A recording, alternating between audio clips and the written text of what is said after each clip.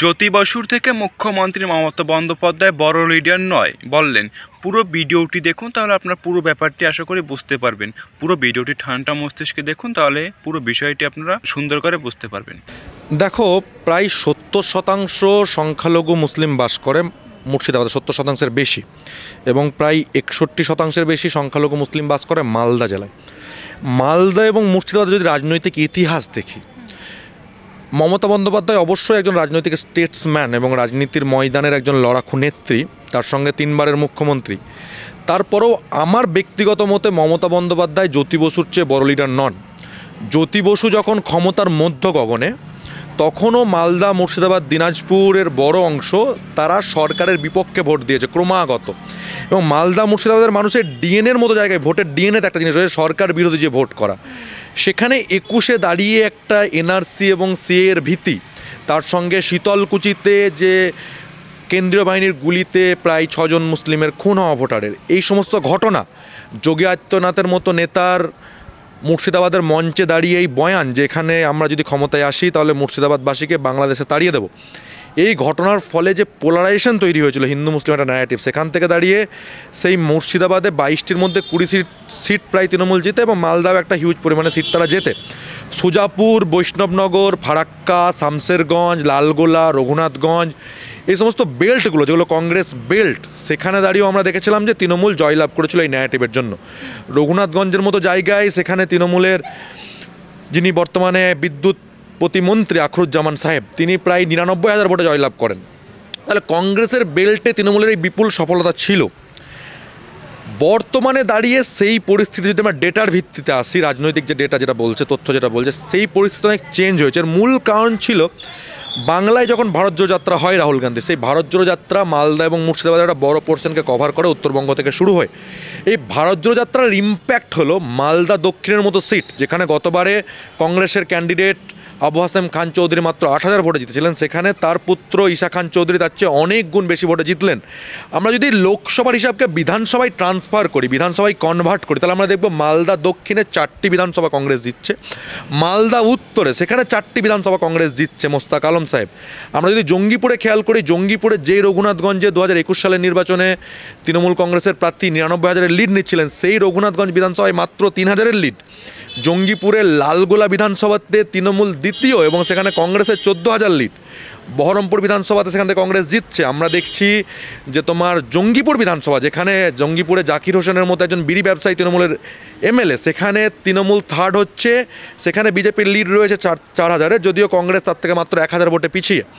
যদি আমরা বিধানসভার হিসাবে আসি, আমরা যদি রায়গঞ্জ লোকসভার দিকে তাকাই, 2টি বিধানসভা চাকুলিয়া এবং গোয়ালপুকুরে সেখানে কংগ্রেস জিতছে ভিক্টরদার নেতৃত্বে, এবং ইসলামপুরে মার্জিন খুব কম। তাহলে বিধানসভার হিসাবে প্রায় 12 থেকে 13টি বিধানসভা কংগ্রেস মালদা, মুর্শিদাবাদ, দিনাজপুর মিলে জিতছে। আমরা যদি মুর্শিদাবাদের কথায় আসি, তাহলে রানীনগর বিধানসভা, যেখানে কংগ্রেসের ভোটটা সিপিএম ক্যান্ডিডেট ছিলেন জোট প্রার্থী, সেখানে রানীনগর বিধানসভায় কিন্তু সেই জোটের লিড রয়েছে। তাহলে প্রায় 13-র বেশি, প্রায় 14টি বিধানসভাতে বলা যায় যে কংগ্রেস আবার ব্যাক করছে। এর রিজনকে মেন কারণ যেটা আমি বললাম, যে ভারত জোড়ো যাত্রায় রাহুল গান্ধীর আগমন, তার সঙ্গে ওদের একটা যে ডিএনএতে রয়েছে একটা ভোট। দেখো, কাল যদি ভোট হয়, কালকে দাঁড়িয়ে প্রায় মুর্শিদাবাদের 8 থেকে 10টি সিটে তৃণমূল পরাস্ত হবে এবং কংগ্রেস বিজয়ী হবে। দমকল, জলঙ্গির মতো সিটগুলোতে সিপিএমের সঙ্গে একটা ভালো লড়াই হবে তৃণমূল। মালদার মতো জায়গায় প্রায় 6 থেকে 7টি সিটে তৃণমূল পরাস্ত হতে পারে কংগ্রেসের কাছে। দিনাজপুরের 3টি থেকে 4টি সিটে সেখানে তৃণমূলের পরাস্ত হওয়ার সম্ভাবনা খুব বেশি। আমি নিজে গত সপ্তাহে প্রায় 10 দিন ছিলাম তোমার মুর্শিদাবাদের মানুষকে যে পোলারাইজেশনটা করা হয়েছিল হিন্দু মুসলিম, সেখান থেকে বেরিয়ে এসে মুর্শিদাবাদের মানুষ কিন্তু ডেভেলপমেন্টের কথা বলতে লাগছে। আমার রিসেন্ট একটা ঘটনা বলি, তোমার মুর্শিদাবাদের জেলা সংগ্রাম সমিতির নেতৃত্বে যে বিরাট একটা সভা হলো প্রায় 10,000-এর, সেখান থেকে দাঁড়িয়ে মুর্শিদাবাদের একদম সাধারণ মানুষ, যারা খেটে খাওয়া বিড়ি শ্রমিক, পরিযায়ী মাইগ্রেন্ট লিবার, তাদের যে দাবি যে তাদেরকে যে দীর্ঘ স্বাধীনতার পরে বঞ্চনা, একটা পূর্ণাঙ্গ বিশ্ববিদ্যালয় না দেওয়া, সেখানে আলিগড় মুসলিম বিশ্ববিদ্যালয় যেটা হয়েছিল মুর্শিদাবাদের ছাত্রছাত্রীদের জন্য পড়াশোনা করার জন্য, সেটাকে প্রায় ধ্বংস করে দেওয়া হয়েছে। গঙ্গা ভাঙনে প্রায় 30-40 লাখ মানুষ ক্ষতিগ্রস্ত, তারা নিজের বাড়ি ঘর সমস্ত কিছু ছেড়ে প্রায় নিঃস্ব, তাদের জন্য কিছু করা হয়নি। সাবিনা ইয়াসমিন যাকে যাকে মন্ত্রিত্ব দেওয়া হয়েছে তিনি, তার বিরুদ্ধে অভিযোগ যে গঙ্গা ভাঙন নিবারণের জন্য যে পরিমাণ টাকা এসছে তার 10%ও তিনি খরচ করেননি। আমরা ক্রমাগত দেখতে পাচ্ছি মুর্শিদাবাদের বুকে যে সমস্ত শিল্পগুলো ছিল, পাট শিল্প, চিনি শিল্প, তাঁত শিল্প, সেগুলো তৃণমূল আমলে আরও ধ্বংসের দিকে। তার সঙ্গে সঙ্গে বিড়ি লেবার, যেটা প্রায় মুর্শিদাবাদের 16 থেকে 17 লাখ বিড়ি লেবার, তাদের যে উপযুক্ত মজুরি, সেই উপযুক্ত মজুরিগুলো দেওয়া হচ্ছে না, এবং তাদেরকে যারা শোষণ করছে বিড়ি মালিকরা, তারা প্রায় প্রত্যেককেই কেউ কেউ তৃণমূলের টিকিটে সাংসদ, কেউ কেউ তৃণমূলের টিকিটে বিধায়ক, কেউ কেউ তৃণমূলের খুব ক্লোজ, এবং পরবর্তীকালে 2026-এ তারা এমএলএ হওয়ার কথা, তৃণমূল থেকে টিকিট পাওয়ার কথা ভাবছেন। তাহলে এই যে প্রায় 17 লাখ বিড়ি শ্রমিক, তার সঙ্গে সঙ্গে ক্রমাগত আমরা দেখছি মালদা মুর্শিদাবাদ থেকে মাইগ্রেন্ট লেবারের সংখ্যা নিয়মিত বাড়ছে বছর বছর, এবং এই মাইগ্রেন্ট লেবারদেরকে বাইরে গিয়ে যে সমস্ত ঘটনা ফেস করতে হচ্ছে, এই সমস্তটা মিলে মুর্শিদাবাদ এবং মালদার রাজনীতি খুব ইন্টারেস্টিং দিকে যাচ্ছে। যদি কংগ্রেস অদিত চৌধুরীর ছায়া থেকে ওখানে বেরিয়ে এসে শিক্ষিত যুবক মুখ আনতে পারে, যারা নিজেদের দাবিগুলো নয় মানুষের দাবিগুলো নিয়ে কাজ করবে।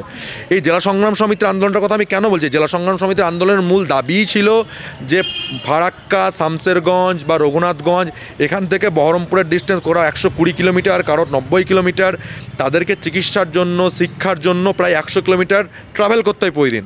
তারা সেখান থেকে দাঁড়িয়ে সেখানে যেন প্রশাসনিক ভবনগুলো হয়, সেখানে যেন বিশ্ববিদ্যালয় হয়, সেখানে যেন কেন্দ্রীয় স্কুল হয়, সেখানে যেন মহিলা কলেজ হয়, সেখানে যেন জওহর নবোদয় হয়, সেখানে যেন ল কলেজ হয়।